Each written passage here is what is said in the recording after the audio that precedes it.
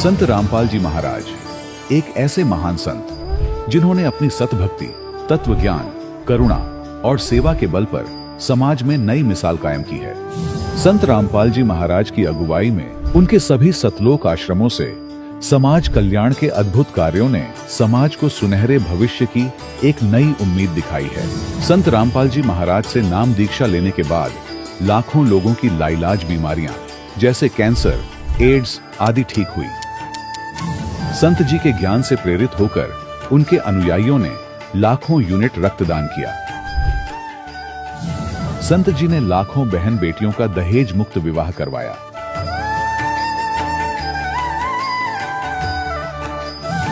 संत जी ने लाखों लोगों का नशा छुड़वाया, करोड़ों उजड़े परिवार बसे। संत जी के आश्रमों में समागम के दौरान निःशुल्क नेत्र चिकित्सा, दंत चिकित्सा प्रदान की जाती है। संत रामपाल जी महाराज द्वारा समय समय पर पर्यावरण संरक्षण के उद्देश्य से बड़े स्तर पर वृक्षारोपण किया जाता है। संत जी ने जरूरतमंदों को तत्काल राहत पहुंचाने के लिए एम्बुलेंस सेवा शुरू की। संत जी अपने अनुयायियों को देहदान के लिए प्रेरित करते हैं, जिससे मानवता की सेवा और चिकित्सा क्षेत्र में सुधार हो सके। संत रामपाल जी महाराज के सभी आश्रमों में हर रोज निःशुल्क भंडारा आयोजित किया जाता है, जहां हर वर्ग, हर जाति और हर धर्म के लोग एक साथ बैठकर भोजन करते हैं।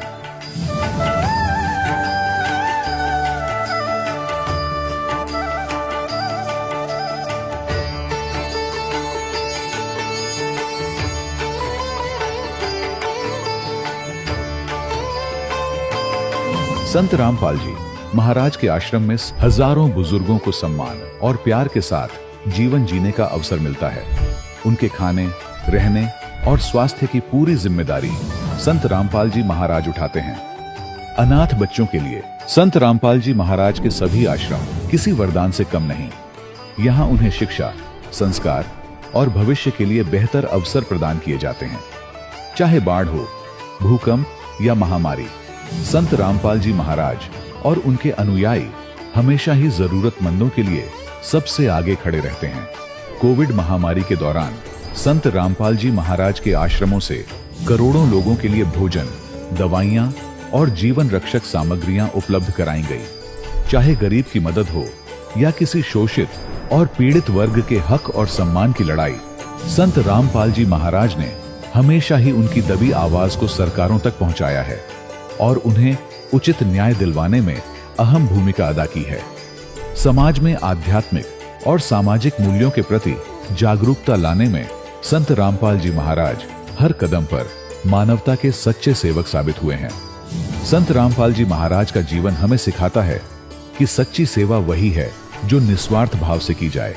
आइए हम भी इस महान सेवा के कार्य में इस महान संत से जुड़ें और संत रामपाल जी महाराज से नाम दीक्षा लेकर अपने जीवन को धन्य बनाएं।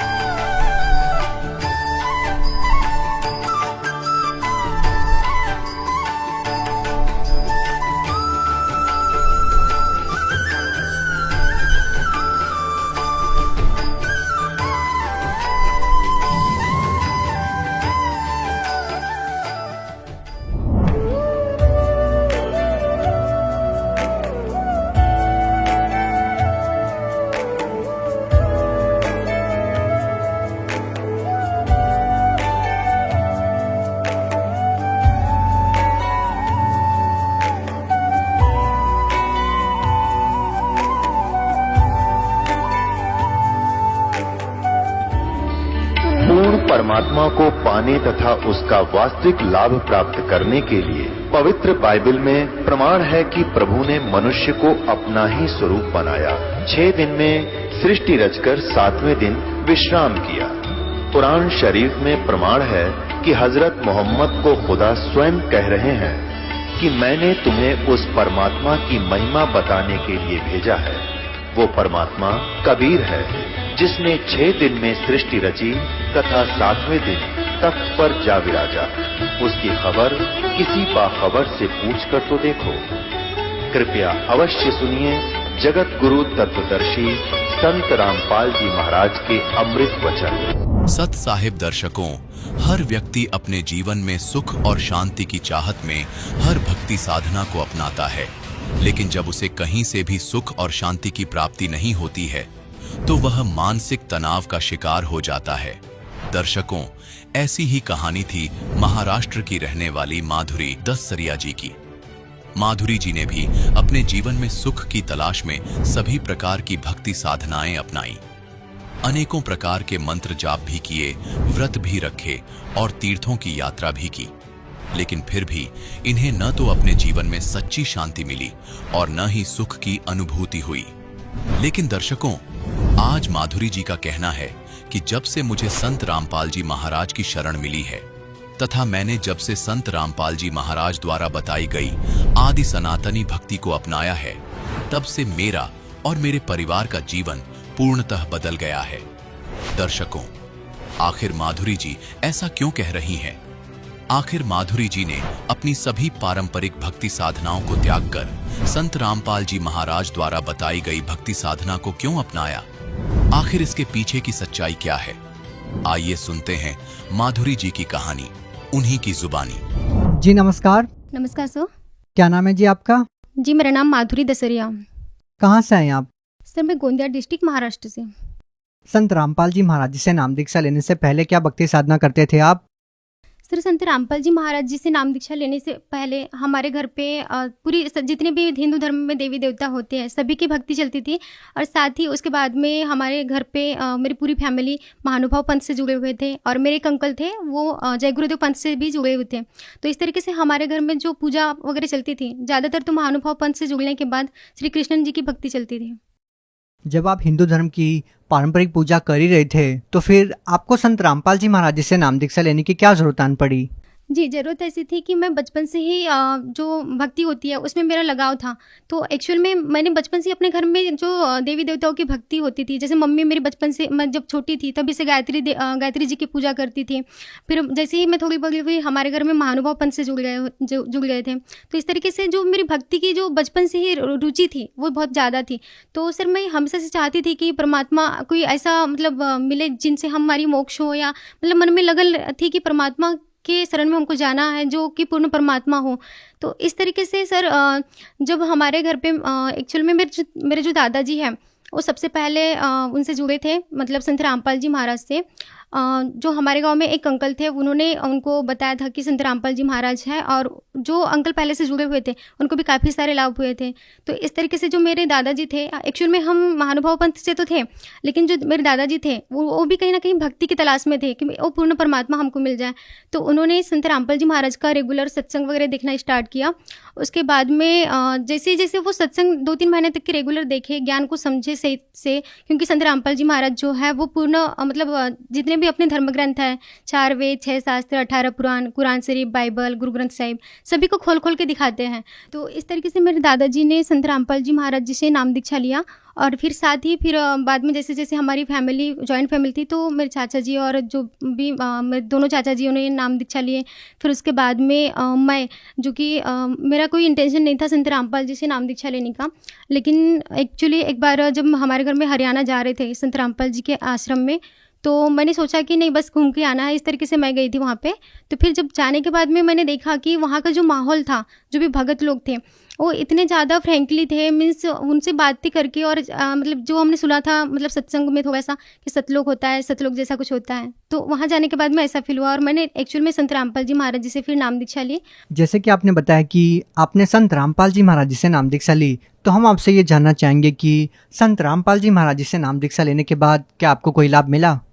जी सर, लाभ तो काफ़ी सारे हैं। वैसे तो परमात्मा छोटे मोटे लाभ देते ही रहते हैं, लेकिन संत रामपाल जी महाराज से जब नाम दीक्षा लिए उसके बाद मेरे पैर में अचानक से बहुत ही ज़्यादा दर्द होने लग गया था। जो पैर का नीचे का फुटू होता है ना, उस पर मीन्स दर्द तो होता ही था, साथ में इतनी ज़्यादा जलन होती थी कि बेड से नीचे उतरना भी बहुत मुश्किल हो जाता था। तो इसके लिए मैं एक्चुअल में नागपुर में स्टडी के लिए हूँ। तो फिर यहीं पर मैंने कुछ 2-3 डॉक्टर से चेकअप कराया कि मतलब जो भी प्रॉब्लम हो समझ में आ जाए करके। बट डॉक्टर्स को भी कुछ एक्चुअल में जो प्रॉब्लम थी वो समझ में नहीं आ रही थी। तो फिर उन्होंने मुझे अपने हिसाब से कुछ मेडिसिन दिए थे, लेकिन मैंने उसको रेगुलर किया, लेकिन फिर भी उसके बाद में मुझे कोई लाभ नहीं मिल पा रहा था। मतलब जो पैर का दर्द और जो जलन था वो बिल्कुल भी ठीक नहीं हो पा रहा था। तो फिर मैंने उसके बाद में घर चली गई थी कि मतलब दर्द नहीं ठीक हो रहा है, तो इधर कुछ नहीं कर पा रही थी मैं। तो फिर वहाँ पे मैंने एक डॉक्टर से आयुर्वेदिक मेडिसिन भी लिया। फिर उसके बाद में भी वो दर्द बिल्कुल भी ठीक नहीं हो रहा था। तो मैंने उसके बाद में परमात्मा से मतलब संत रामपाल जी महाराज जी से अरदास लगाई, प्रार्थना लगाई कि मालिक मतलब ये सब दर्द है और इतनी प्रॉब्लम हो रही करके। तो फिर उधर से गुरु जी का आदेश आया, संत रामपाल जी महाराज जी का आदेश आया कि बेटा परमात्मा दया करेंगे। तो जिस दिन मैंने अरदास लगाई थी और जिस दिन उनका आदेश आया, उसके दूसरे दिन ही आप यकीन नहीं करोगे कि मेरा जो पैर का दर्द था वो बिल्कुल भी गायब हो गया। उसके बाद जैसे ही मैं अभी 3-4 महीने की बात है, कोविड का माहौल था नागपुर में बहुत ही ज़्यादा। तो उस टाइम पे मैं घर नहीं जाना चाहती थी क्योंकि इधर कोविड चल रहा था और मुझे लग रहा था कि घर पे भी दिक्कत ना हो करके। तो फिर इसके लिए मैं नागपुर में ही थी और उसी टाइम मेरे को इतनी ज़्यादा तबीयत ख़राब हो गई थी, मेरे को टाइफाइड वगैरह हो गया था।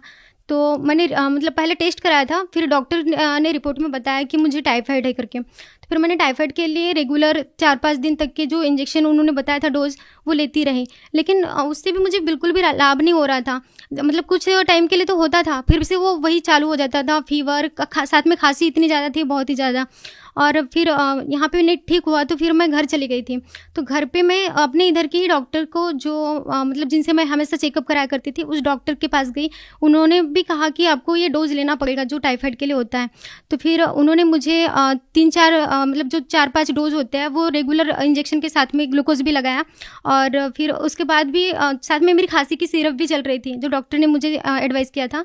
तो फिर जब खांसी मेरी बिल्कुल ठीक नहीं हो रही थी और ऊपर से मेरा टाइफाइड भी ठीक नहीं हो रहा था, पता नहीं समझ में नहीं आ रहा था कि एक्चुअल में हो क्या रहा है। क्योंकि जब पहले टाइफाइड होता था तो वो एक बार के डोज से ही मतलब कंप्लीट ख़त्म हो जाता था। तो इस बार एक ही मंथ के अंदर 2 बार टाइफाइड हो गया मेरे को।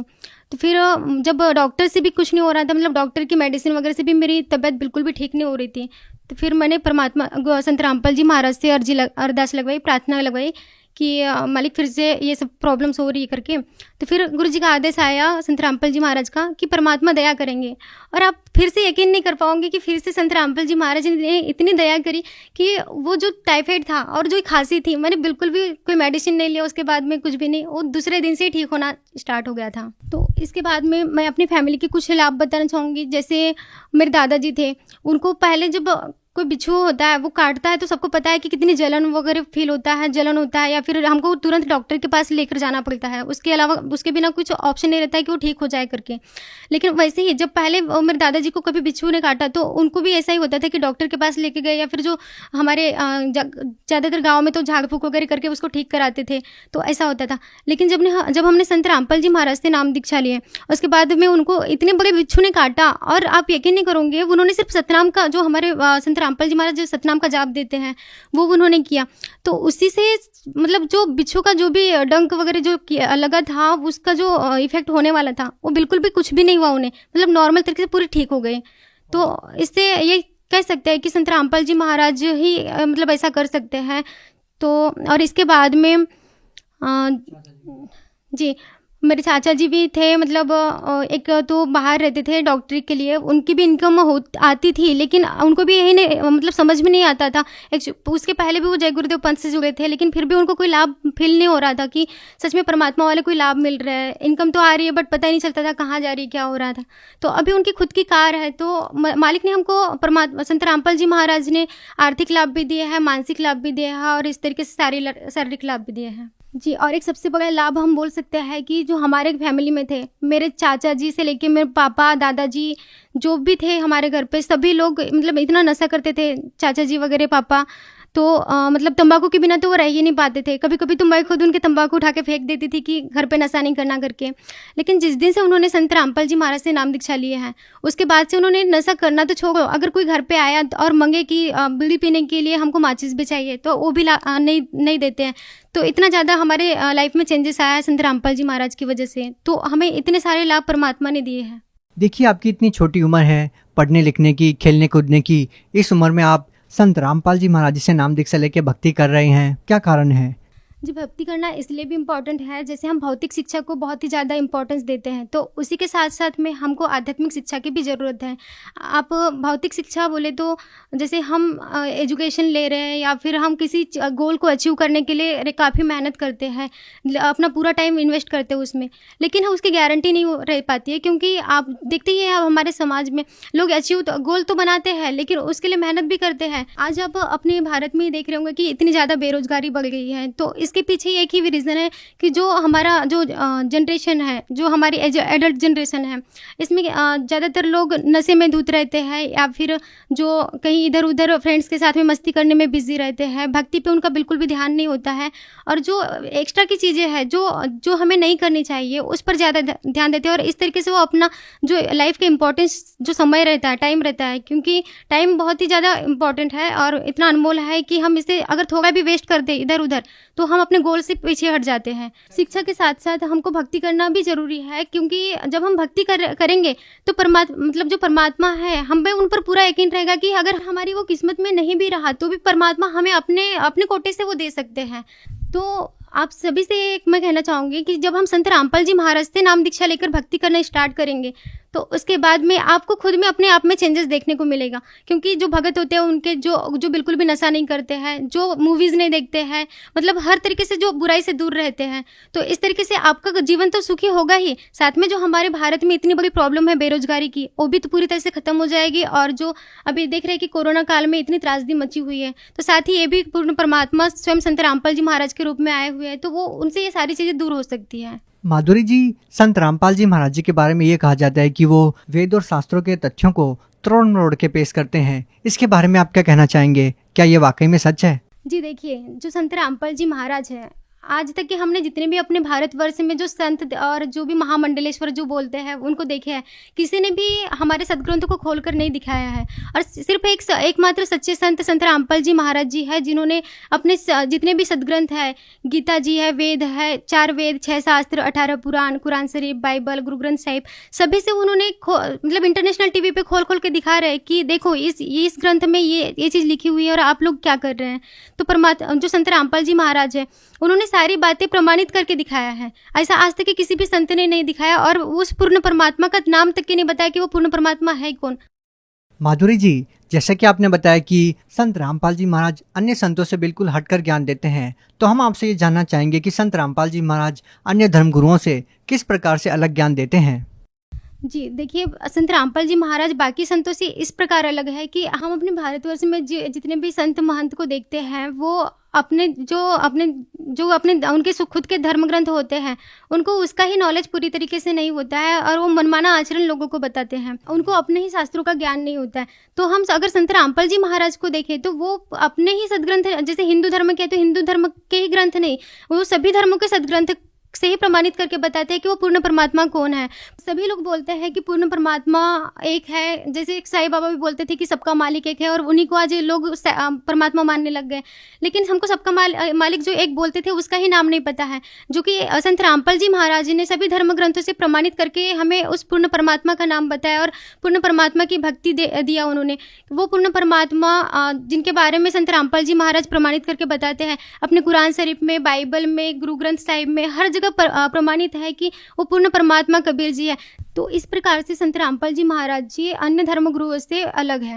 माधुरी जी, आप शिक्षित हैं, आज का जो पढ़ा लिखा समाज है वो इन बातों में विश्वास नहीं करता कि किसी संत के आशीर्वाद से या मंत्रों के जाप से जिस तरह से आपने बताया वो लाभ होते हैं, तो उन लोगों को आप कैसे यकीन दिलाएंगे, कैसे विश्वास दिलाएंगे कि इस तरह के लाभ होते हैं, कैंसर जैसी भयानक बीमारियां ठीक हो जाती है, उन लोगों को आप कैसे विश्वास दिलाएंगे? जो भी आज की युवा पीढ़ी, जो पढ़ी लिखी समाज के जो लोग हैं वो बोलते हैं कि किसी भी संत से नाम दीक्षा लेने के बाद में हमें कोई लाभ नहीं मिल पाते हैं, या फिर जो हम बता रहे हैं वो लाभ आपको कैसे मिल गए उनको लगता है। तो मैं उनसे ये कहना चाहूँगी कि जो वो भक्ति कर रहे हैं वो जो पुरानी परंपराएं जो चलती आ रही है उसी के तहत कर रहे हैं, या किसी संत से वो जुड़े भी है तो उनका वो खुद मनमाना आचरण बता रहे हैं जो उनके सदग्रंथों से खुद ही मेल नहीं खाता है। तो इस तरीके से उन्हें जो जैसे कि गीता में ही कहा गया है कि जो शास्त्र विधि को त्याग कर मनमाना आचरण डिपेंड करता है, तो न तो उसको कोई सुख प्राप्त होते हैं, ना उसकी कुछ सिद्धि होती है, ना उसकी परम गति होती है। तो इस तरीके से जब हमको कोई लाभ चाहिए तो उसके लिए हमको शास्त्रों के अकॉर्डिंग भक्ति करना बहुत ज़रूरी होता है। तो इस तरीके से मैं आप सभी से प्रार्थना करना चाहूँगी कि आप एक बार संत रामपाल जी महाराज जी से नाम दीक्षा लेकर भक्ति करना स्टार्ट कीजिए। उसके बाद आपको खुद ही उनसे जो लाभ मिल रहे हैं, जैसे मैं आपके सामने अभी बोल रही हूँ, आप खुद ही आकर बोलोगे कि हमें भी ये परमात्मा से, संत रामपाल जी महाराज से ये लाभ हुए करके। क्योंकि जो संत रामपाल जी महाराज भक्ति दे रहे हैं वो पूरी तरीके से शास्त्रों से प्रमाणित भक्ति है। इस तरीके से आज तक किसी भी संत या महामंडलेश्वर जो भी हुए हैं उन्होंने नहीं दिया है। माधुरी जी, आज की जो युवा पीढ़ी है, जो आज का पढ़ा लिखा समाज है, उन लोगों को आप क्या कहना चाहेंगे जो लोग आज अपनी दिशा से भटक चुके हैं, नशे में लिप्त रहते हैं या फिर अपनी पढ़ाई को छोड़कर अन्य कामों में व्यस्त रहते हैं, उन लोगों को आप संत रामपाल जी महाराज जी के बारे में क्या कहना चाहेंगे? जी, मैं यही कहना चाहूँगी कि जो हमारे समाज में जितने एजुकेटेड लोग हैं वो मतलब मैं एग्जांपल देना चाहूँगी कि जैसे हम कहीं पर कुछ लेने भी जाते हैं, मार्केट में गए सब्जी भी लेना है या फिर किसी शॉप में गए, हमको 10 रुपए का भी कोई चीज़ लेना होता है तो हम सारी चीज़ें तोल मोल के लेते हैं, एक्सपायर है क्या, मतलब डेट वगैरह चेक करके लेते हैं। तो आप जो ये भक्ति कर रहे हैं, इतना अपना समय लगा रहे हैं, तो आपने कभी ये चेक किया है कि जो आप भक्ति कर रहे हो वो अपने शास्त्रों से मेल खा रही है क्या? उसमें जो वही बातें लिखी हुई है जो आप करते आ रहे हैं। अगर कोई आपको समझाने की भी कोशिश करता है कि नहीं आप जो कर रहे हैं वो गलत कर रहे हैं, तो आप जो पुरानी परंपराएं करते आ रहे हैं उसी का हवाला देकर ये बोल देते हैं कि नहीं तुम क्या बताओगे, तुम्हारे संत तो ऐसे है वैसे है। तो आप सभी का ये कर्तव्य बनता है कि आप अपने सदग्रंथों को खोल के देखिए, जो संत रामपाल जी बता रहे हैं उनके सत्संगों को सुनिए, उनके बुक्स को पढ़िए और इस तरीके से आप ये कंपेरिजन कीजिए कि जो हम पुरानी परंपराएं और जो पुरानी भक्ति करते आ रहे हैं क्या एक्चुअल में वो सच में सही भक्ति है जिसे आपको पूर्ण लाभ मिल सकता है। देखिए, आप किसी भी धर्म से हो, अगर आप हिंदू है तो अपने गीता जी को उठाकर देखिए और संत रामपाल जी महाराज का सत्संग देखिए। संत रामपाल जी महाराज ने अपने हिंदू जो धर्म ग्रंथ है श्रीमद् भगवद गीता, उसी से प्रमाणित करके बताया है कि पूर्ण परमात्मा कौन है। इसी तरीके से अगर आप मुस्लिम धर्म से बिलोंग करते हैं तो आप अपने कुरान शरीफ को उठा के देख सकते हैं। अगर आप सिख धर्म से बिलोंग करते हैं तो आप अपने गुरु ग्रंथ साहिब को उठा के देख सकते हैं। और इसी तरीके से अगर आप क्रिश्चियन से बिलोंग करते हैं तो आप अपने बाइबल को उठा के देख सकते हैं। तो इस तरीके से संत रामपाल जी महाराज ने जितने भी सदग्रंथ है सभी से प्रमाणित करके बताया कि पूर्ण परमात्मा कौन है, और वो हमें वो शास्त्रों में जो प्रमाणित भक्ति है वही हमको दे रहा है, जिससे ही हमको शारीरिक, मानसिक, आर्थिक लाभ, जो भौतिक लाभ है वो सारी चीजें हो रही है। तो आप सभी से प्रार्थना है, हाथ जोड़ के प्रार्थना है कि आप संत रामपाल जी महाराज जी से नाम दीक्षा लीजिए और अपना मनुष्य जन्म सफल बनाइए और अपना कल्याण कराइए। अगर कोई व्यक्ति संत रामपाल जी महाराज जी से नाम दीक्षा लेना चाहेगा तो उनसे नाम दीक्षा कैसे प्राप्त कर सकता है? बहुत सारे टीवी चैनल्स पे संत रामपाल जी महाराज का सत्संग आता है और साथ ही जितने भी सोशल मीडिया प्लेटफॉर्म है, जैसे कि फेसबुक है, ट्विटर है, उन पे भी डेली सत्संग अपलोड होते रहते हैं। तो वहाँ पे जो नंबर्स आते हैं आप उन पे कांटेक्ट करके जैसे अपने अभी तो कहीं जाने की ज़रूरत ही नहीं है, क्योंकि हर डिस्ट्रिक्ट में, हर स्टेट के हर डिस्ट्रिक्ट में नामदान सेंटर बना हुआ है। आप वहाँ पे जाके फ्री ऑफ कॉस्ट नाम दीक्षा ले सकते हैं। जी, बहुत बहुत धन्यवाद। Thank you so much. दर्शकों, अभी आपने सुने संत रामपाल जी महाराज से दीक्षा प्राप्त करके सुखी हुए भक्त के अनुभव। अब देखिए जगत गुरु तत्वदर्शी संत रामपाल जी महाराज के मंगल प्रवचन। तो परमात्मा की खोज में हम युगों से लगे हुए हैं, और यदि उन ऋषि महर्षियों का मार्ग सही होता तो हम चले जाते वहां पर, हम इस संसार में नहीं रहते। इसका कारण यही रहा कि हमारे सदग्रंथों का भी ज्ञान हमारे धर्म गुरुओं को नहीं था। वर्तमान के अंदर तो बिल्कुल ही बिजली गिर गई है, और विशेषकर इस हिंदू धर्म में तो कमाल कर दिया। जितना भक्ति का इस अध्यात्म मार्ग में जो घोटाला देखा है इस हिंदू धर्म के अंदर, और अन्य धर्मों में नहीं देखने को मिलता।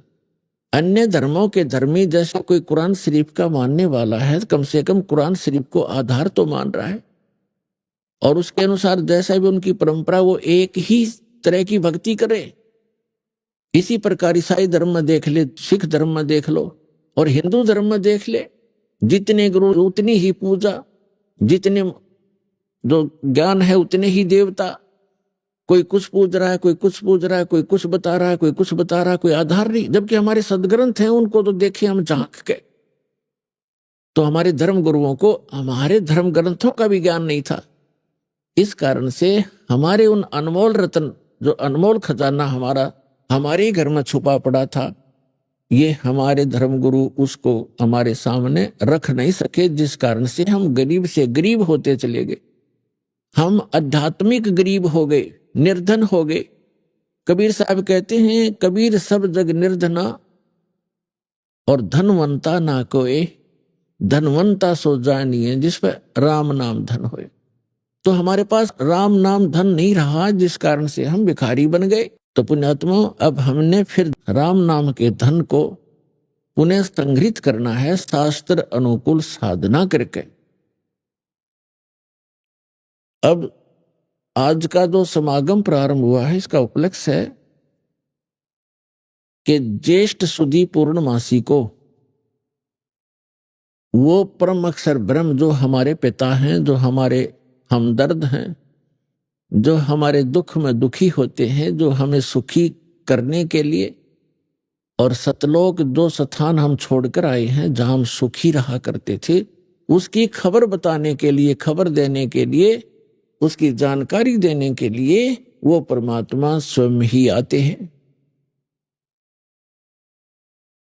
और ये हमारे सतग्रंथ भी प्रमाणित कर रहे हैं। ऋग्वेद मंडल नंबर 9 सूक्त नंबर 86 और मंत्र नंबर 26 और 27 में, ऋग्वेद मंडल नंबर 9 सूक्त 82 मंत्र 1, 2, 3 में, ऋग्वेद मंडल नंबर 9 सूक्त 20 मंत्र 1 में, ऋग्वेद मंडल नंबर 9 सूक्त 94 के 94 के मंत्र नंबर 1 में, ऋग्वेद मंडल नंबर 9 सूक्त 95 के मंत्र नंबर 2 में, ऋग्वेद मंडल नंबर 9 सूक्त 96 के मंत्र 16 से लेकर 20 में, ऋग्वेद मंडल नंबर 9 सूक्त 54 मंत्र 3 में, ऋग्वेद मंडल नंबर 9 सूक्त 1 मंत्र 8 और 9 में, और भी अनेक स्थानों पर ये प्रमाण दिया है कि वो परमात्मा जो सर्वशक्तिमान है, सर्वोत्पादक प्रभु, सबकी उत्पत्ति करने वाला, वो परमात्मा ऊपर रहता है ध्रुवलोक के तीसरे पृष्ठ पे। ध्रुवलोक माने तेजो में लोक, जो सौ प्रकाशित पृथ्वी सतलोक है। उस पृथ्वी पर वो परमात्मा एक गुम्बज के अंदर राजा के समान, सिर पर मुकुट है, ऊपर श्वेत छत्र है दाता के, और सिंहासन यानी तख्त पर विराजमान है। तो जिन महापुरुषों ने परमात्मा को वहां देखा, उन्होंने भी बताया है परमात्मा का साक्षात्कार जिनको हुआ है, क्योंकि वो परमात्मा स्वयं ही उनको लेकर के सतलोक गए थे, अपना निज स्थान दिखाकर उनको वापस छोड़ा था। उनमें से एक हैं आदरणीय गरीबदास साहिब जी, गांव छुडानी, जिला झज्जर, हरियाणा वाले। उन्होंने कहा कि श्वेत छत्र और सिर मुकुट विराजे, देखत ना उस चेहरे नो, गरीबदास ये वक्त जात है, रोगे इस पैरे नो। यानी वो परमात्मा के सिर पर सफेद छत्र है एक ऊपर, जैसे ये छत्र आप छतरी देखते हो छोटी सी, ये तो आर्टिफिशियल है, वहां परमात्मा की ओरिजिनल है। और सिर पर मुकुट है उस परम पिता के, जैसे राजा लोग पहनते हैं। यही ऋग्वेद मंडल नंबर 9 सूक्त 82 मंत्र 1 में है कि वो सर्व उत्पादक प्रभु, सब पापों का नाश करने वाला, राजा के समान दर्शनीय है, देखने में राजा के समान तख्त पर विराजमान है, सिंहासन पर बैठा है, और वहां से गति करके आता है, अच्छी आत्माओं को मिलता है जो दृढ़ भक्त होते हैं। तो इन सभी वेद मंत्रों का निष्कर्ष है कि वो परमात्मा ऊपर बैठा है, नर आकार है, मनुष्य दृश्य है। जिन महापुरुषों ने परमात्मा को देखा, उन्होंने कहा हमरे ही हुनियार है हमारा सृजनहार, हमारा सृजनहार, हमारा भगवान, हमारा उत्पत्ति करता, हमारे ही शकल का है, हमारे जैसी शकल का है, हुनियार हमारे जैसे रूप का है। लेकिन उस परमात्मा की सामर्थ्य और मटेरियल ऑफ बॉडी हमसे ज्यादा शक्तिशाली और अविनाशी है, ताकतवर है, तेजों में है। तो सतलोक में जाने के बाद प्रत्येक प्राणी, प्रत्येक जीव हंस कहलाता है, हंस। और वहां जाने के बाद प्रत्येक का जो शरीर बनता है, वो जैसे हमें यहां शरीर मिला है, ये कच्चा है, इस किसी कारण से भी विनाश को प्राप्त हो जाता है। वहां जो शरीर मिलेगा वो कभी विनाश को नहीं प्राप्त होगा, उसमें नाड़ी तंत्र नहीं है, उसके अंदर ब्लड प्रेशर, शुगर, कैंसर आदि कोई रोग नहीं होता, वहां वृद्ध अवस्था नहीं है और वहां सदा युवा रहते हैं। ऐसे आपका परिवार होगा और बच्चे होंगे और एक स्थिति ऐसी आती है कि वो युवा होने के बाद फिर युवा ही रहेंगे, वो सदा वृद्ध नहीं होते और इतने शुद्ध विचार हैं, किसी चीज का अभाव नहीं है, किसी वस्तु का अभाव नहीं वहां पर। यहां तो एक हीरा आपने शायद किसी ने जीवन में देखा भी नहीं होगा, हीरा। और वहां सतलोक के अंदर हीरों के तो पहाड़ हैं, जैसे यहाँ पत्थर के पहाड़ हैं, वहां हीरे ठोकरों में रले मिलेंगे आपको। और दूधों की दरिया बहती है, सदाबहार वृक्ष हैं, किसी चीज का अभाव नहीं, जहां बैठो कुछ खाओ। और सब पकवान आपको किसी प्रकार के पकवान, जैसे परमात्मा जब काशी में आए हुए थे 120 वर्ष रहे, तो एक बार किसी ने मजाक कर दिया था, झूठी चिट्ठियां डाल दी थी कबीर भगवान के नाम से कि सभी साधु संत आओ और कबीर साहब भंडारा कर रहे हैं। और उस समय लीला कर रहे थे दाता एक गरीब कति एक सिंपल भगत की झोंपड़ी में रहा करते थे, 2 समय का मुश्किल से आहार होता था और जिसके द्वार पर 18 लाख व्यक्ति आ गए। तो वो परमात्मा स्वयं गए अपने निज स्थान सतलोक में और वहां से 9 लाख बैलों के ऊपर बने बनाई जलेबी, कचौड़ी, पकौड़ी, दही, बड़े, बूंदी, लाडू, सब कुछ भरकर, दाल, चावल, खांड, खीर, सब कुछ बने बनाया और यहां सेकंड में लाता रहे। तो वहां ये सब वस्तुएं आपको उपलब्ध हैं। तो वहां कोई राग नहीं, कोई द्वेष नहीं। या तो हम कभी किसी जमीन के बंटवारे पर लड़ मरते हैं, जमीन वहीं रह जाती है और इंसान मर जाते हैं। तो ये वृत्ति खराब क्यों होगी हमारी? क्योंकि एक तो ज्ञान नहीं और दूसरा हमारे साथ भगवान नहीं। जब हमारे साथ भगवान होगा और ज्ञान होगा, हमें किसी चीज का अभाव यहां भी नहीं रहेगा। जब तक आप यहां रहोगे, आपकी सुरक्षा होगी, आपके बच्चों की सुरक्षा होगी। तभी तो हम भगवान की खोज करते हैं कि हमारा परिवार सुखी रहे, हम भी निरोग रहें, हमारी अकाल मृत्यु ना हो। चलो मृत्यु तो ये मानते हैं हम बूढ़े में मर जाएं, लेकिन बीच में ना मरे। तो ये इस गंदे लोक में भी, इस नासवान स्थल पर भी उस अविनाशी परमात्मा कबीर जी की शरण में आने के उपरांत ही हम ये सुख भी प्राप्त कर सकते हैं। तो ये ज्ञान हमें अभी किसी ने बताया ही नहीं और परमात्मा आकर बताने की चेष्टा कर रहे थे। सन 1398 से सन 1518 तक 120 वर्ष परमेश्वर यहां रहे, एक जुल्हा गरीब की भूमिका, निर्धन की भूमिका की। अब वो भूमिका क्योंकि रह रह कर विस्तार से जितनी हमारी बुद्धि काम करेगी दास की, आपको सब कथाएं सुनाएंगे तब समझ में आएंगी। चारों युग में संत पुकारे, को के कहा हम हेल रे, हीरे माणक मोती बरस, ये जग चुगता डेल रे। कि वो परमात्मा हमारे पिता हम बालकों की गलती को अक्षमा करके जो हमने सतलोक में करी थी, क्योंकि सृष्टि रचना के माध्यम से आपको ये जानकारी होती है कि आप जी कैसे यहां फंसे थे इस गंदे लोक में, क्यों इतना कष्ट उठा रहे हैं। ये सजा है आपको, ये दंड है आपको यहां मिला हुआ है। और इस जेल के अंदर जो थोड़ी बहुत सुविधा प्राप्त कर लेते हैं, हम उसी को सुख मान रहे हैं। जेल में सुख सपने में भी नहीं होता। तो इस 21 ब्रह्मांड जो या जेल है काल की, इसमें सुख स्वप्न में भी नहीं हो सकता किसी प्राणी को, चाहे वो पूरी पृथ्वी का राजा हो, चाहे वो स्वर्ग का राजा हो। तो ये जो स्थान है, यहां हम क्यों आए, ये सृष्टि रचना में आपको बताएंगे। तो उस गलती को अक्षमा करके परमात्मा हमें बालक जान के अब यहां आते हैं, हमें अपना निज स्थान बताने अपने पाने की यानी सतलोक जाने की विधि बताने के लिए वो स्वयं ही आते हैं। जैसे उस परमात्मा के विषय में आप जी ने अभी प्रमाण सुना कि चारों वेदों में उसमें स्पष्ट है कि वो परमात्मा ऊपर रहता है, वहां राजा के समान ओवरऑल कंट्रोलर के रूप में सिंहासन पर विराजमान है। और उस परमात्मा की शक्ति, पावर ऑफ गॉड, उस परमात्मा की शक्ति सर्वव्यापक है।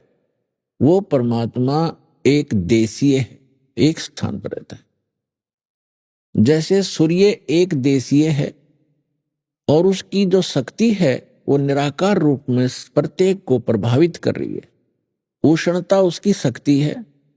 आप छाया में बैठे होते हो तो भी उसकी उष्णता आपको महसूस हो रही होती है।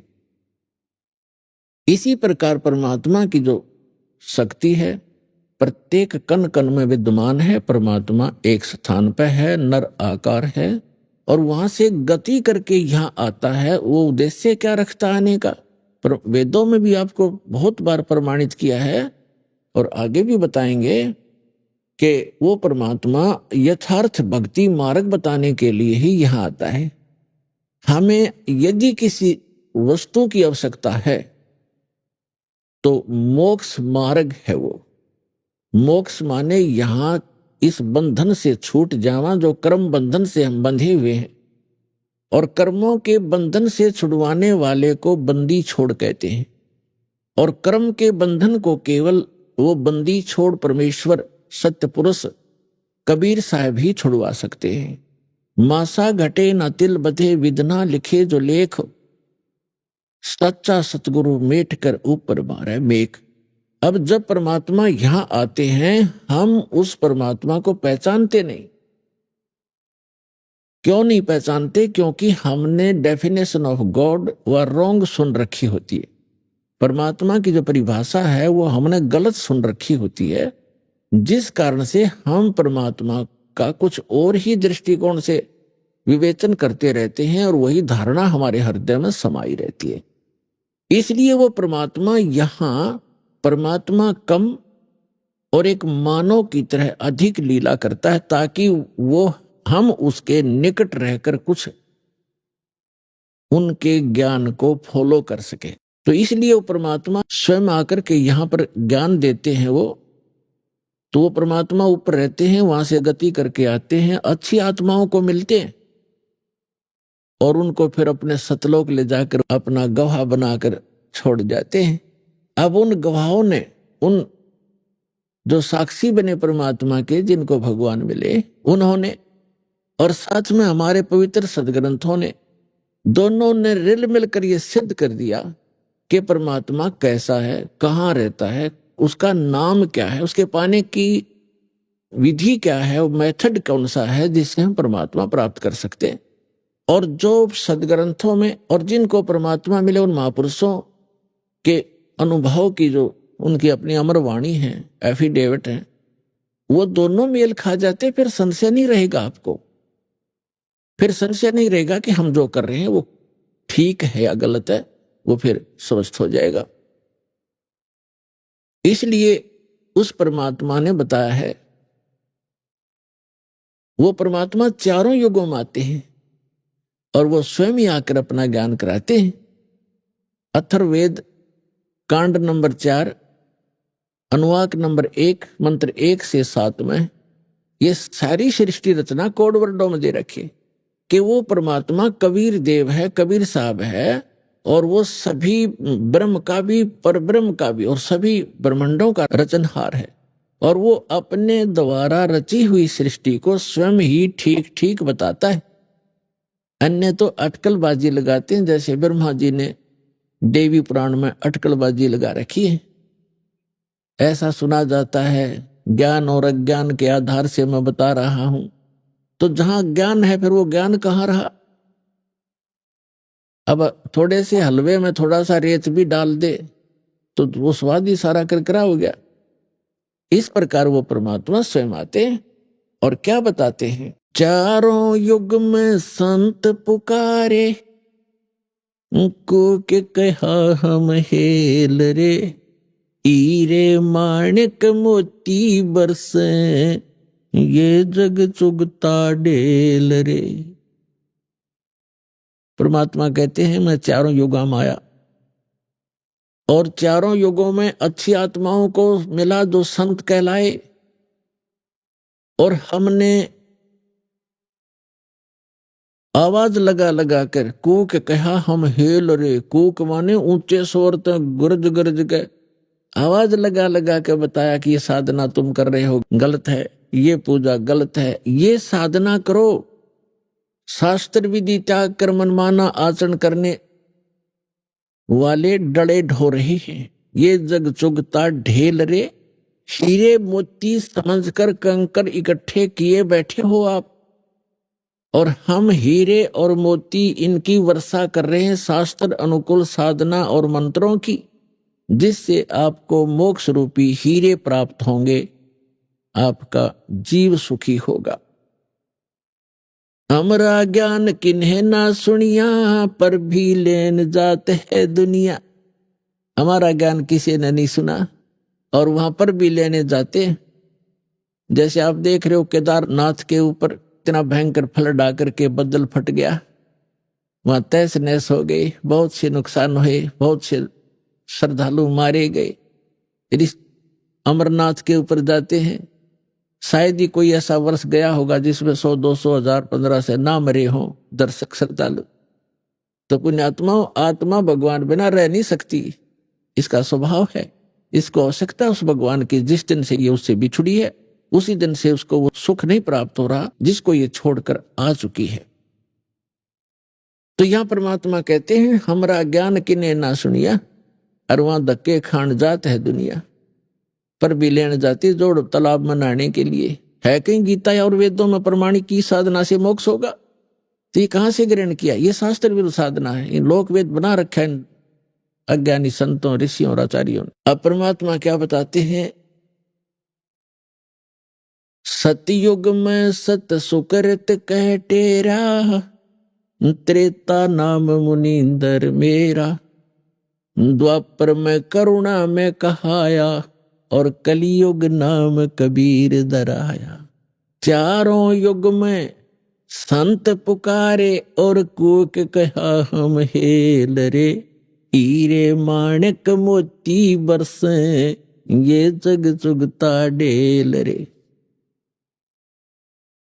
आत्माओं, किसी भी महापुरुष का इतिहास आपको नहीं मिलेगा जो चारों युग के अंदर आए हों, और चारों युग से आगे की भी जो जिन्होंने जानकारी दी हो और सृष्टि की रचना की जानकारी जिन्होंने दी हो, तो वो परमात्मा है जिसने अपने द्वारा रची हुई सृष्टि को ठीक ठीक बताया। क्या बताया है?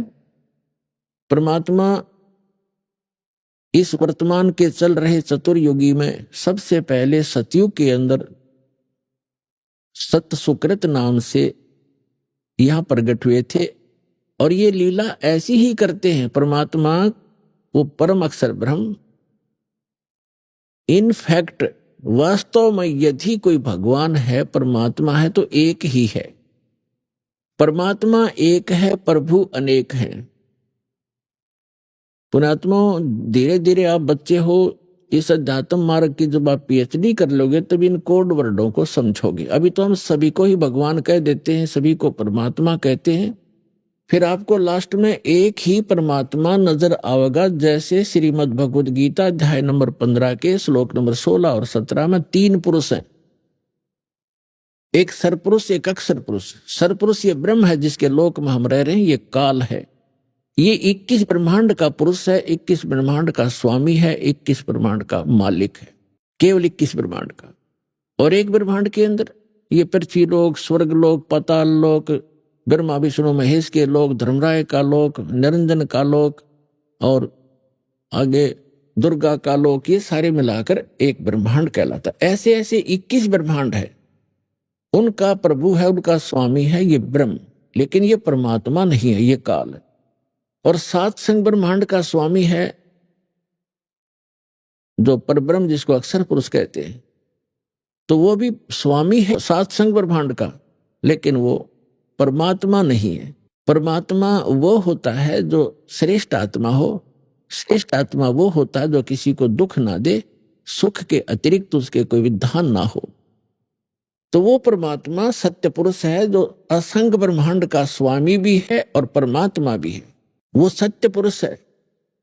जैसे श्रीमद् भगवद गीता अध्याय नंबर 15 के श्लोक 16 और 17 में 3 पुरुष हैं, एक सरपुरुष, एक अक्षर पुरुष। सरपुरुष को हम काल कहते हैं, ब्रह्म भी कहते हैं, सरब्रह्म भी कहते हैं, और अक्षर पुरुष को अक्षर ब्रह्म भी कहते हैं और परब्रह्म भी कहते हैं संत भाषा में।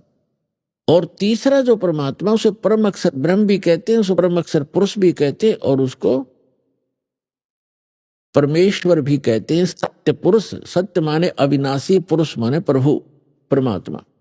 तो ये जो तीसरे नंबर का परमात्मा है, इसके विषय में गीता अध्याय नंबर 8 के श्लोक नंबर 1 में अर्जुन ने पूछा कि भगवान आपने गीता अध्याय नंबर 7 के श्लोक नंबर 29 में कहा है कि तत्ब्रह्म को जानकर और सारे धातुओं से परिचित और सभी कर्मों से परिचित केवल साधक जरा और मरण से छूटने का ही प्रयत्न करता है, इस संसार की किसी वस्तु को वो नहीं चाहता।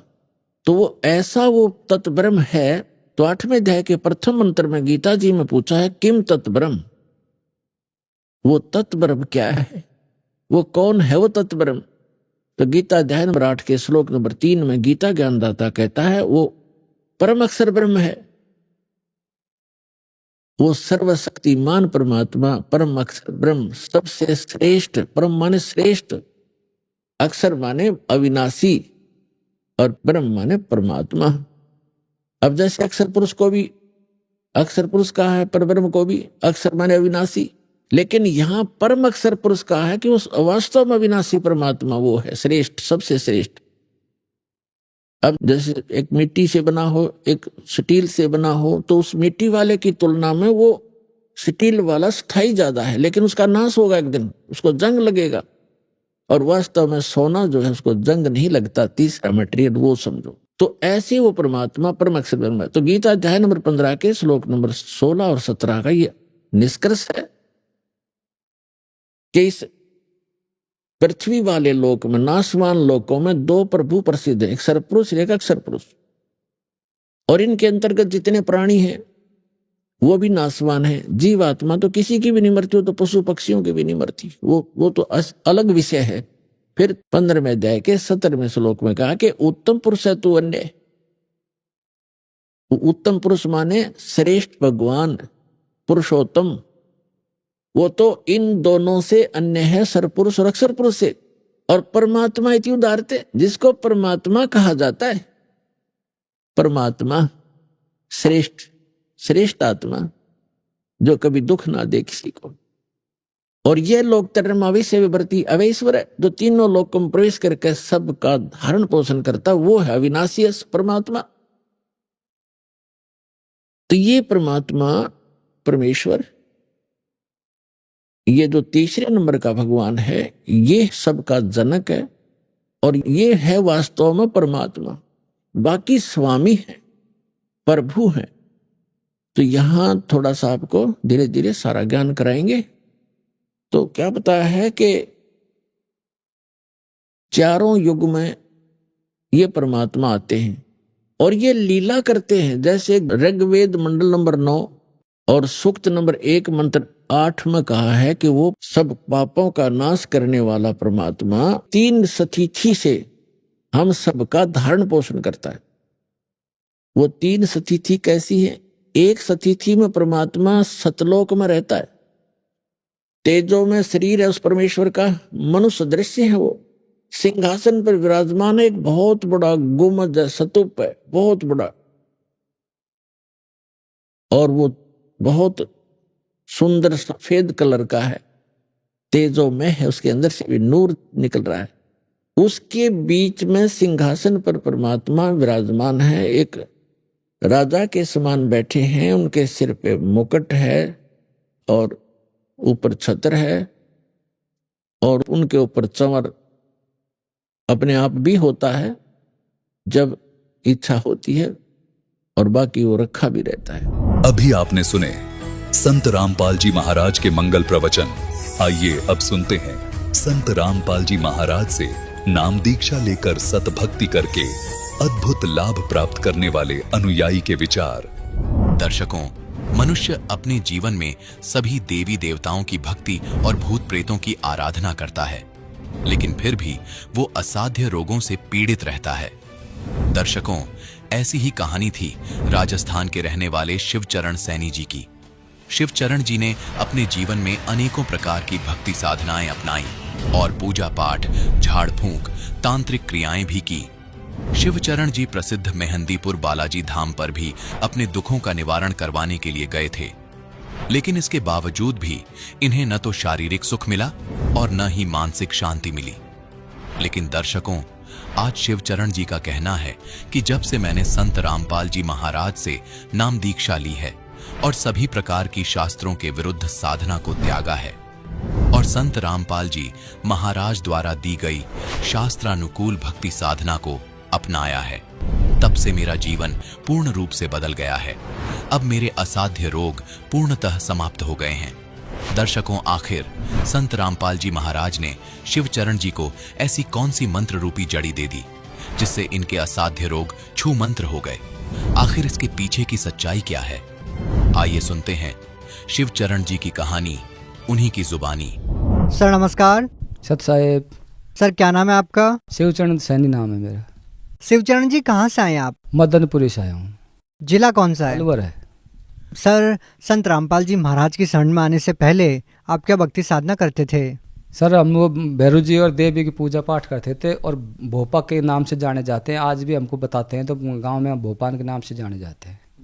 कितने साल तक उनकी भक्ति की आपने? वो 50 साल हो गई साहब मेरी वहाँ भक्ति करते हुए हमको। तो आप संत रामपाल जी महाराज जी की शरण में क्यों आए? भगत जी वो बीमार हो गया था, मेरे गुर्दे में पथरी हो गई थी। मैं बीमार ज़्यादा होने के कारण मैं बीमार पड़ा रह गया। उसके बाद में मतलब एक हमारे संत रामपाल जी महाराज का एक भगत था पड़ोसी, वो मेरे को लेके गया था। वो बरवाला लेके गया था मेरे को, फिर वो बस में बैठाया मेरे को। वहाँ से फ्री बस गई थी वहाँ, और फिर बरवाला हमको पहुँच गए। वहाँ जाने के बाद उन भक्तों ने हमारा सामान रख लिया था, सारी मतलब बचत, मतलब हमारे जो थैला वाला था वो संभाल के रख लिया। और फिर हमको वो भगत जी उठा के अंदर लेके गए थे। मेरे चलने की बस की बात नहीं थी। ज़्यादा बीमार थे? ज़्यादा बीमार था मैं। फिर वो भगत जी ने कहा मेरे को, संत रामपाल जी महाराज जब ही दर्शन देंगे जब तुम पहले नाम लोगे। फिर मेरे को उन्होंने नाम दिलवाया। फिर नाम लेने के तुरंत बाद जो ही मैंने शब्द अंदर पेट में गए, हृदय में बसे, और तुरंत मेरे को आराम मिल गया 90%। मतलब फिर मैं चलने लग गया खुद अपने आप में। फिर हमने वहाँ जाके कुछ भोजन भंडारा किया।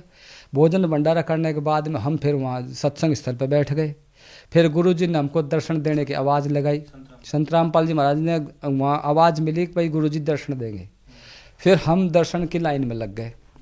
वहाँ जाने के बाद मतलब मेरी बताते हैं चलने की बस की बात नहीं, जबकि मैं लाइन में लग के और संत रामपाल जी महाराज के आशीर्वाद लेने के लिए गया था। वहाँ जाने के बाद गुरु जी ने मेरे सर के ऊपर हाथ रखा। संत रामपाल जी महाराज ने मेरे सिर के ऊपर हाथ रखा, और हाथ रखते ही मतलब मैं एकदम मतलब बिल्कुल ठीक हो गया। मतलब आप बार बार हॉस्पिटल के चक्कर काट रहे थे, तब आपको कोई आराम नहीं मिला। संत रामपाल जी महाराज जी से आपको आराम मिला? हाँ, हॉस्पिटल से कोई आराम नहीं मिला। मतलब हमारे ऐसी कंडीशन हो गई, हम दवाई लेने के लिए पैसे नहीं थे हमारे पास, और हम पड़े रह गए थे। सर, जिन बीमारियों का इलाज डॉक्टर्स लोगों के पास भी नहीं है, वो बीमारियां संत रामपाल जी महाराज जी केवल अपने आशीर्वाद मात्र से ठीक कर देते हैं। तो सर, ये कैसे संभव है? अब वो तो देखो परमात्मा की लीला, परमात्मा जाने गुरु जी क्या करते हैं क्या नहीं करते हैं। बाकी वो नाम देते हैं, उनके बाद जो ज्ञान समझा के नाम दे देते हैं, उन नाम के आधार पर हमको तुरंत लाभ मिलता है। सर, क्या संत रामपाल जी महाराज बीमारियों को ठीक करने के लिए झाड़ फूंक वगैरह भी करते हैं क्या? नहीं, कोई ऐसी कोई देखा नहीं मैंने, कोई झाड़ा फूंक का कोई हिसाब नहीं था। आपसे कितने पैसे लिए? हमसे किसी ने आज तक कोई पैसा नहीं लिया। कोई पैसे नहीं लेते? नहीं, कोई पैसा नहीं लिया आज तक किसी का। हमारे पास में हमने सुना भी है, और मेरे पड़ोस में और भी भगत हैं, कोई भगत नहीं कहेगा इस बात को, और कोई जगत का भी हमारे साथ भी गए तो वो भी नहीं कह सकता पैसे लेते हो। सर, एक बात बताइए, आपने संत रामपाल जी महाराज से नाम दीक्षा कब ली? 2014 में नाम लिया था मैंने। क्या इसके अलावा आपको और कोई भी लाभ मिला? लाभ बहुत सारे हैं। परमात्मा की दया बहुत तेज, बहुत अच्छी विकट है, जिसको अपन मतलब सारे दिन भर में बताएं तो नहीं बता सकते। मेरे मतलब चार पाँच बच्चे हैं, 5-6 बच्चे मेरे पास में, 2 लड़के हैं, 4 लड़के हैं। देखो परमात्मा ने उनका सबका मतलब ठीक करवा दिया। संत रामपाल जी महाराज ने मतलब उसके आशीर्वाद से, उनके आशीर्वाद से मतलब 3 बच्चों की तरह मैणी हो गई। 2 बच्चियों की मैंने शादी कर दी और 1 बच्ची अभी मेरी पॉलिटेक्निक पढ़ रही है। मतलब परमात्मा की, संत रामपाल जी महाराज की ऐसी दया है कि मतलब है कि हमको किसी बात का कोई अब टेंशन नहीं है, कोई प्रेत बाधा नहीं है, कोई परेशानी नहीं है। आपको प्रेत बाधा भी थी? हाँ बिल्कुल प्रेत बाधा थे, हम भूतों से परेशान थे। हमको किसी दूसरे के भी यहाँ भी हमको जा करके मतलब हमारा ट्रीटमेंट इलाज लेना पड़ता था। कोई झाड़ा दिवाते, कहीं कुछ सवमणि करते, कुछ करते, कभी कुछ करते। सर आप राजस्थान से बिलोंग करते हैं, यहाँ पर भी सालासर और महेंद्रपुर बालाजी जैसे धाम हैं जहाँ पर पूरे हिंदुस्तान से लोग जाते हैं, और आप बता रहे कि आपको वहाँ से कोई लाभ नहीं मिला। नहीं, महेंद्रपुर बालाजी में तो मेरे मामा हैं, तो मैं मामाओं के वहाँ जाता था। तो बालाजी के बारे में मेरे को पूरी जानकारी है कि वहाँ ऐसा कुछ भी नहीं है। ये बिलोंग करने की बात है। एक बालाजी में मतलब मैं 2 साल की उम्र से और 45 साल तक की उम्र तक का मतलब वहाँ जानता हूँ। एरिया के बारे में बहुत अच्छी जगह है, वो हमारे मामा हैं वहाँ। लेकिन वहाँ भूत ब्यादा के बारे में मैंने वहाँ कुछ ऐसा पाखंडबाजी के अलावा और कुछ नहीं देखा। वहाँ कोई ठीक होता होगा, हमारे तो कुछ फायदा हुआ ही नहीं। तो सर हम आपसे ये जानना चाहेंगे कि आपकी जो भूत प्रेत की बाधा थी वो कैसे ठीक हुई? भूत प्रेत की बाधा जब हमको परमात्मा ये संत रामपाल जी महाराज के पास में जब हमारा वो भगत लेके गया यहाँ से हमसे, तो वहाँ ले जाने के बाद भी हमको ये जो समस्या थी ना हमारी, वो सारी टोटली खत्म हो गई। ये बीमारी भी खत्म और वो प्रेत बाधा भी खत्म। जो हमको यहाँ घर रहते थे या मदनपुरी में जहाँ भी हम रहते थे, वहाँ को जो परेशानी आती थी ना, वो सारी परेशानी संकट पूरे खत्म हो गए। सर आपने बताया कि आपकी भूत प्रेत की बाधा संत रामपाल जी महाराज ने ठीक कर दी। सर ये कैसे संभव हुआ? ये तो वो परमात्मा की लीला, वो जानते हैं कैसे। बाकी मैं फिजिकली फिटनेस बिल्कुल ठीक हूँ। ये देखो मेरे पास में जो है। सर ये किस चीज़ की रिपोर्ट है? ये गुर्दे में खराबी, किडनी में दिक्कत थी और डॉक्टर ने लिखा है कि ऑपरेशन होगा। और आज तक ये ऑपरेशन की पर्ची है खाली। दोबारा जा करके मैंने 1 रुपये की गोली इस डॉक्टर से नहीं ली और अब मैं बिल्कुल ठीक हूँ। सर जो ऑपरेशन के लिए आपको बोला था क्या वो आपने करवाया नहीं? नहीं करवाया। फिर कैसे ठीक हो गए? अपने आप ठीक हुए। परमात्मा गुरु जी के यहाँ मैंने अरदास लगाई थी, संत रामपाल जी महाराज के यहाँ अरदास लगाई थी। और उस अरदास के बाद में गुरु जी ने ये बताया हमको, संत रामपाल जी महाराज ने, अब भाई सब ठीक हो जाओगे। और उसके बाद में मैं कुदरती अपने आप परमात्मा की रजा से, गुरु जी की दया से, परमात्मा संत रामपाल जी महाराज की दया से एकदम ठीक अब आपके सामने खड़ा हूँ। सर हिंदुस्तान को संतों की भूमि कहा जाता है, बहुत सारे लाखों संत और महंत हैं यहाँ पर, तो केवल संत रामपाल जी महाराज जी से ही नामोपदेश क्यों ले? सर जी मैं पढ़ा लिखा हूँ, बेवकूफ़ तो हूँ नहीं। मैंने ये जो किताब जो पढ़ी थी ज्ञान गंगा, इसके अंदर जो मैंने रहस्य पढ़ा है उसको मैंने पढ़ करके ये दिमाग लगाया कौन में कितना ज्ञान है, और सारे ज्ञान की पर्चियाँ देख ली मैंने। यानी मेरी जो घरवाली है, मेरी भगतमती जो है, उसने भी जय गुरुदेव बाबा से नाम ले रखा था। और उसको देखने के बाद वो मेरे से कहती गुरु जी के यहाँ चलेंगे और उससे कुछ मिलेगा, अपन को कुछ मिलेगा, फायदा मिलेगा। मैंने उनके एक सत्संग देखा, उसे मतलब मैंने ये देखा कि ज्ञान गंगा बुक के अंदर जो रहस्य है, जो चीज़ लिखी है, वो इन भक्तों के पास कोई के पास नहीं। आज भी अगर जो अपन महसूस कर रहे हैं इस चीज़ का कि जय गुरुदेव बाबा के कोई भी और सेवक पुजारी जो है उनसे अगर पूछे ना तो हमसे बात नहीं कर सकते ज्ञान के बारे में। ज्ञान फड़ा ज्ञान गंगा का और ज्ञान को समझा, और फिर हमने ये महसूस किया झक मार रहे हैं, ये कुछ नहीं कर रहे, ये बीड़ी पीते, ये नशा करते, ये पंचायती करते, झूठ पाखंड करते, फिर इसमें परहेज तो को हुआ ही नहीं, तो फिर इनको फायदा कैसे होगा? सर एक बात बताइए, जो व्यक्ति पहले नशा करता है वो चाहकर भी नहीं छोड़ पाता है, लेकिन जब वो संत रामपाल जी महाराज जी से नाम दीक्षा लेता है तो उनका नशा छूट जाता है। सर इसके पीछे क्या कारण है? देखो ये जो सत्संग में जो गुरु जी समझाते हैं, संत रामपाल जी महाराज जो बताते हैं, वो सत्संग के आधार पे जो मतलब वो उसको अटेंडेंस पे लेते हैं, जो नियम जो है उन नियम के आधार पे वो फिर नशा करना बंद कर देते।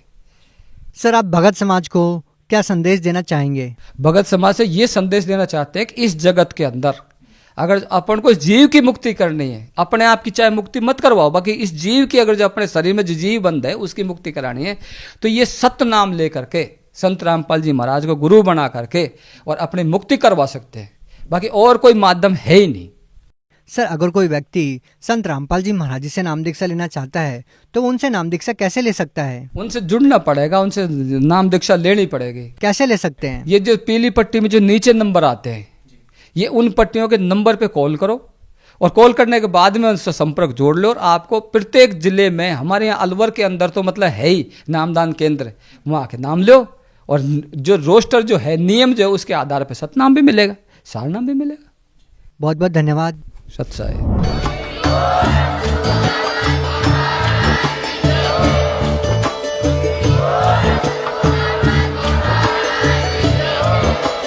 आप सुन रहे थे जगत गुरु तत्वदर्शी संत रामपाल जी महाराज जी के मंगल प्रवचन। अधिक जानकारी के लिए विजिट कीजिए हमारी वेबसाइट www.jagatgururampalji.org। संत रामपाल जी महाराज जी के शुभ आशीर्वाद से पूरे विश्व भर में 500 से भी ज्यादा नाम दीक्षा केंद्र हैं, जिन पर संत रामपाल जी महाराज जी द्वारा ऑनलाइन निशुल्क नाम दीक्षा दी जा रही है। अपने नजदीकी नाम दीक्षा केंद्र का पता करने के लिए संपर्क करें 8222880541।